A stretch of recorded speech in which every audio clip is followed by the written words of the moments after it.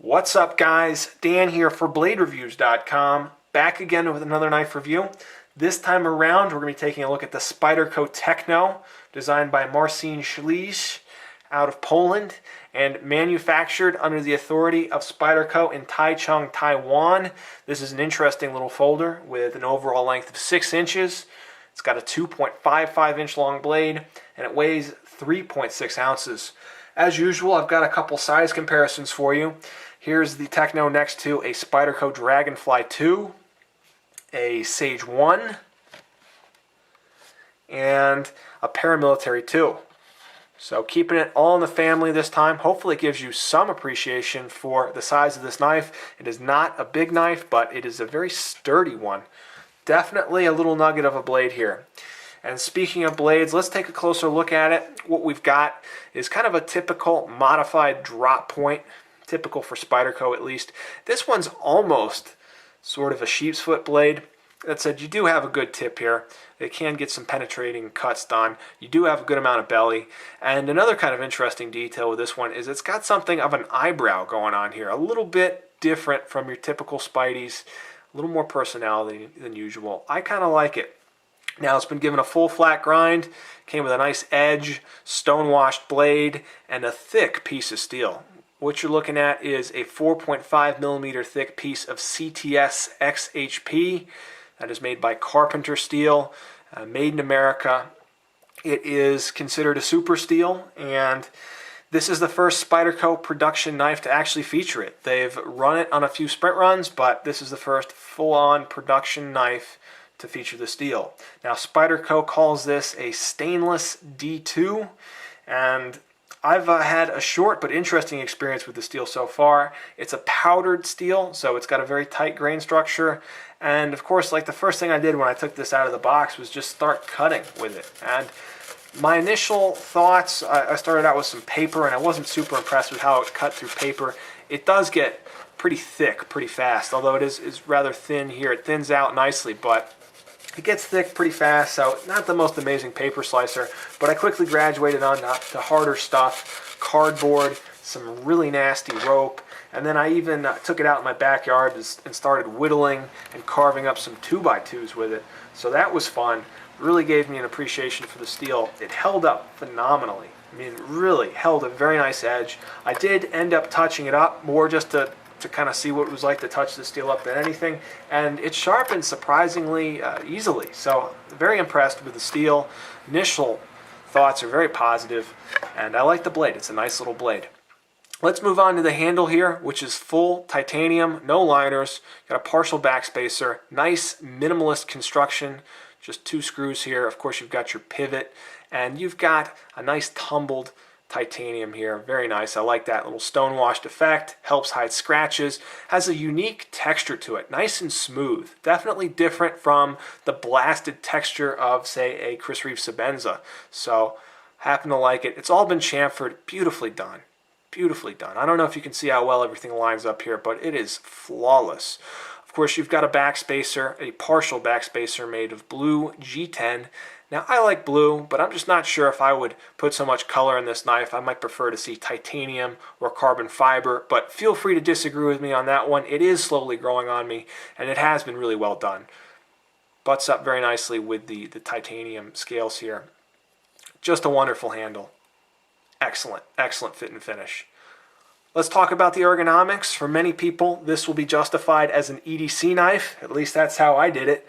And I'll tell you, it works great as an EDC knife. You're able to get a full 4-finger grip, even with larger hands. There's a bit of jimping on top, and it does capture the thumb, makes for a nice, comfortable knife. That said, it's not going to be as comfortable as, say, a Sage 1 or any of the knives in the Sage series, but still very comfortable, especially considering how it is relatively small. So I do like the ergonomics. Let's talk a little bit about the pocket clip here, which is the Spyderco wire clip, a proven clip design that I've had a lot of experience with, and this one's just excellent. This has been given different sort of blasted finish to it. It carries well, the whole knife. You know, it's a small knife. It is kind of heavy, so you do feel it in your pocket, but it's not going to pull your pants down or anything. And the pocket clip is great. It's mounted for ambidextrous tip-up carry, rides nice and deep, easy to insert and remove.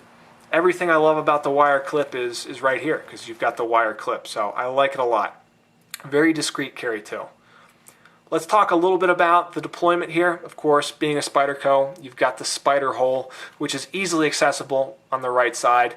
Now, I'm a lefty, so it might look a little awkward there, but most of the population will be able to get at that knife with no problem at all. Us lefties, though, are left kind of out in the cold. Not too bad, but it's definitely not nearly as easy as opening it with your right hand. You can get your thumb in there, kind of dig it out, and you can also do something like the Spidey flick. Let's try that again. Well, you can flick it out. It's not always guaranteed, but believe me, you can do the Spidey flick if you want to.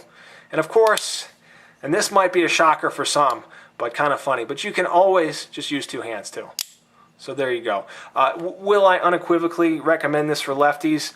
No, I think you really have to like the design to want it. There's certainly more ambidextrous knives on the market, especially in Spyderco's lineup. That said, for me, I've managed to kind of overcome and work around it. It doesn't bother me.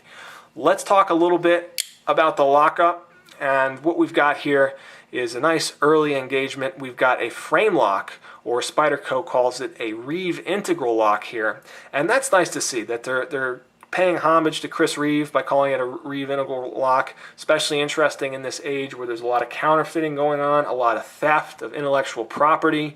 So nice to see Spyderco being the class acts that they are, and paying homage and perhaps even paying royalties to Chris Reeve for using the locking mechanism that he designed. So lockup, practically speaking, is rock solid. Very, very nice. Engages early, hasn't budged a millimeter since I've had this knife, and I have been using it for 2 or 3 weeks at this point. And I'm just very, very impressed with how well it locks up. Let's see here. You've got a couple kind of interesting things to see if you're really interested in the lockup of this knife. Kind of is dished out, the tang of the blade there, so that's nice.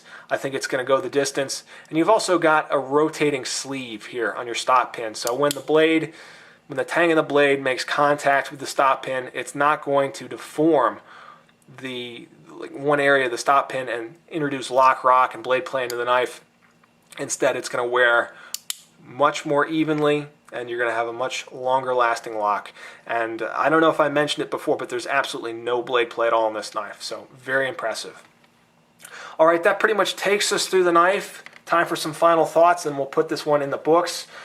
All in all, I am very impressed with the Spyderco Techno. It's got absolute top shelf materials here. CTS XHP is proving to be excellent steel, and I look forward to cutting many more things with it. I'll let you know, of course, if my thoughts change on CTS XHP, but so far, very good.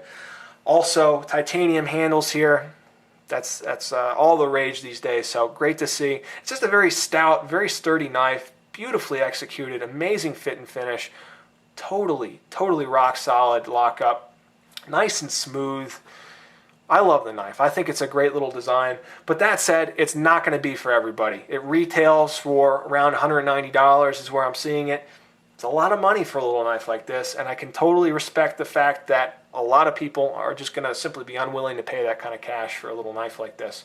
That said, if you appreciate the super steels, the titanium, amazing fit and finish, you like little knives, I think you're going to like this one a lot. Sure, it's spendy, but for me, a real knife nut who loves these small knives, I think it's money well spent. So there you go, guys. That is the review. Once again, this is Dan for BladeReviews.com. Thanks so much for watching. Let me know if you have any comments or questions. Take care, guys.